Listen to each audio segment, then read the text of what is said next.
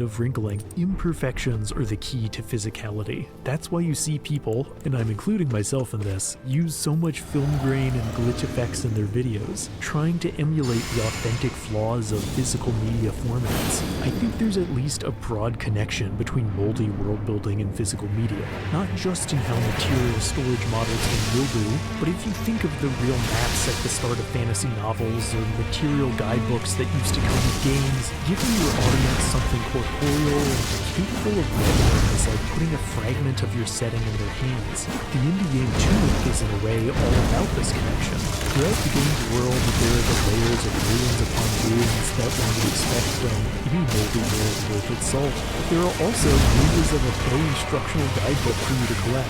This strategy guide comes out with all the little signs of age you'd expect from such a booklet, with various sections including pen doodles or notes written into the margins by an imagined player, and I know I've read mild guides with scribbles like these. Such marks are proof of history in the same way a piece of wreckage is, testimonies that someone has been through before. How much comfort one can find in the records of moldiness ultimately comes down to individual philosophy.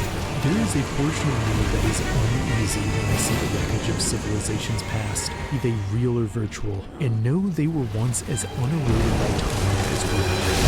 There is also a portion of me that is comforted to see evidence of those that have walked before me, that the world has endured long before this sliver of time, and will continue long after. A moldy setting is a realistic one, a storied one, a living one.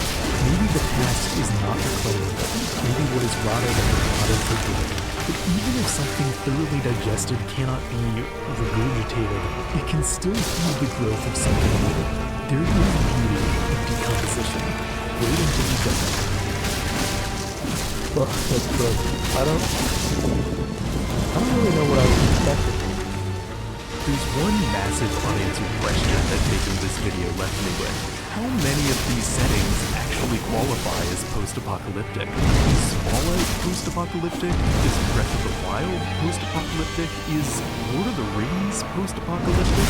In all cases, it's not a straightforward answer, because, as I discovered, there's another statement that comes after what we traditionally think of as post-apocalypse. I ended up having so much to say on this topic that I couldn't fit it into the conclusion of this video.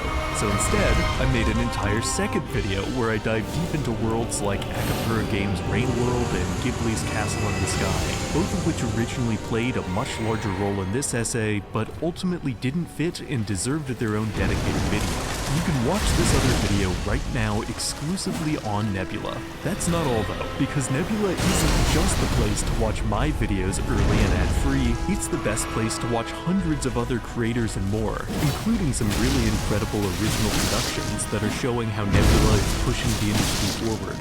Tom Nicholas's Boomers, a 2-hour documentary on the legacy of baby boomers, just dropped. Nebula is a remarkable platform, enabling creators like myself to bring you consistent, high-quality videos, all while offering a wide range of exclusive content that's on a whole other level from what we could make on our own.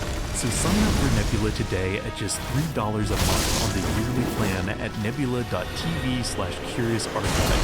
Plus, every Nebula subscriber gets guest passes to share everything on Nebula with friends or family for a week, and no payment info required to redeem. That's nebula.tv/curiousarchive to check out all my exclusive videos and so much more. And as always, thanks for watching. If you enjoyed this entry, please lend your support by liking, subscribing, and hitting the notification icon to stay up to date on all things